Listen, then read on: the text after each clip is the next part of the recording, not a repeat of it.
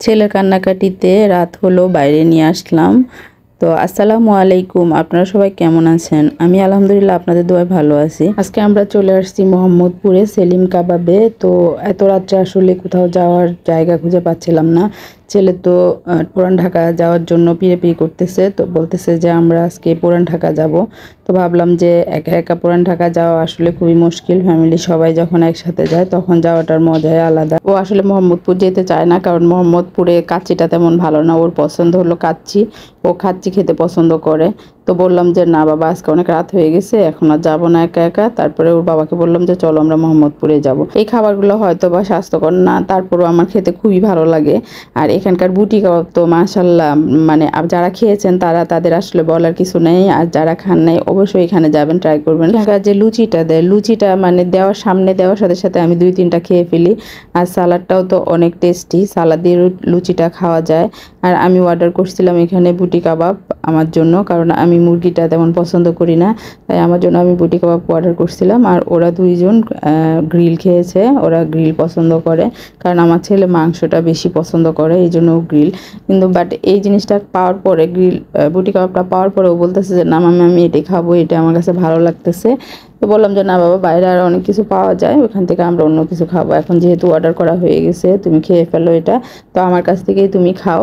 তো বলতেছে যে এত দুষ্ট, বলতেছে আমারটা আসলে কিন্তু আমি তোমাকে দিব না। আমি বললাম আচ্ছা ঠিক আছে, ওকে, তুমি আমাকে দিও না। গ্রিলটাও কিন্তু অনেক মজা ছিল, একদম মুচমুচে ছিল। গ্রিলটা খাওয়ার পরে ও বলতেছে অনেক ঝাল লেগেছে। ও অবশ্য মানে বাইরের ঝাল কোনো কিছু পছন্দ করে না, ভর্তার ঝালটা ওর কোনো সমস্যা হয় না, কিন্তু এই খাবারের ঝাল দিলে ওর মাথা নষ্ট হয়ে যায়।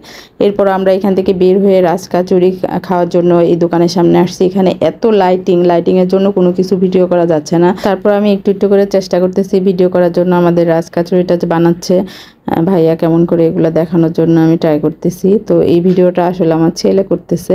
বললাম যে আমি ভিডিও করতেছি, ও বলতেছে যে দাও মাম্মি আমি ভিডিও করি। ও আস্তে আস্তে শিখতেছে কীভাবে ভিডিও করতে হয়। তো আমার ছেলে মাশাল্লাহ সুন্দর ভিডিও করতে পারে। তো রাজকাচুরিটা যে আমার কাছে এত ভালো লাগে, মোহাম্মদপুর যাবো আর রাজকাচুরি খাবো না, এটা তো হয় না। এখানে এত ভিড়, প্রত্যেকটা দোকানেই ভিড়। মানে আপনি যদি অর্ডার করেন, অনেক আগে থেকে অর্ডার করতে হবে। অর্ডার করার পরে প্রায় 10 জনের পিছনে আপনাকে দাঁড়াইতে হবে, আর বসার তো কোনো জায়গা নেই, দাঁড়িয়েই খেতে হয়। আমি আর আমার ছেলে প্রত্যেকটা দোকানে একটু ঘুরে ঘুরে দেখতেছিলাম অর্ডার করার পরে। আর এখানে এত বড় বড় ফুচকা, আমার ছেলে তো দেখে অবাক হয়ে গেছে, কারণ এর আগেও আসছে কিন্তু রাজকাচুরি ও খায় নাই। আর এখানে বাটি চাটও আছে, আরেকটা দোকানে ওইখানে বাটি চাট, ওইটাও আমি এর আগে গেছিলাম তখন ট্রাই করছিলাম, অনেক মজা ওইখানে, ওইটা টেস্টি।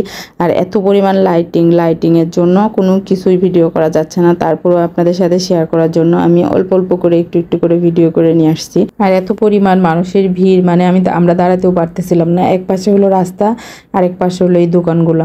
তো এর মধ্যে আমাদের হালিমটা হয়ে গেছে। তো আমি অবশ্য হালিম খাই না, এটা ওর বাবা খাবে, এই জন্য হালিমটা অর্ডার করছে। কিন্তু এটা দেখার পর আমার ছেলে খাওয়ার জন্য অস্থির হয়ে গেছে। তো আমার ছেলে ট্রাই করছে, ও আসলে হালিম খায় না এর আগে, ছোট মানুষ তো, এর আগে হয়তো বা 2-1 বার খাইছে। আর হালিমটা এত গরম ছিল, ও খেতেই পারতেছিল না, কারণ ওইখানে এক হাঁড়িতে রান্না করতেছে হালিম, আর এক হাঁড়িতে মাংস রান্না করতেছে। একসাথে যখন অর্ডার করে কেউ, একদম গরম গরমই পরিবেশন করে। তো সেই ক্ষেত্রে এই জায়গার খাবারগুলো প্রায় বেশিরভাগগুলোই থাকে গরম, তাই খেতে খুবই ভালো লাগে। আর এখানে চিকেন স্যুপটাও অনেক টেস্টি। অবশ্য আজকে আমরা চিকেন স্যুপ খাইনি। এর মধ্যে আমাদের রাজকাচুরিটা হয়ে গেছে, ওর বাবা রাজকাচুরিটা নিয়ে আসতে গেছে। তো আমাদের পাশেই দোকান, কিন্তু আমরা একটু দূরে এসে দাঁড়াইছি, কারণ এত মানুষ, দাঁড়ানোর কোনো জায়গা ওইখানে নেই। আর রাস্তার মাঝখানে সবাই বসে বসে খাচ্ছে, এখানে আসলে বসার কোনোই প্লেস নাই। আপনারা যদি যান অবশ্যই একটা পেপার সাথে নিয়ে যাবেন। এই যে চলে আসছে আমাদের রাজকাচুরি। আজকে এই পর্যন্ত আমরা রাজকাচুরি খাই, আমাদের জন্য দোয়া করবেন। আর আমার ভিডিওটা যদি আপনাদের কাছে ভালো লাগে অবশ্যই লাইক কমেন্ট শেয়ার করে দিবেন। আল্লাহ হাফেজ।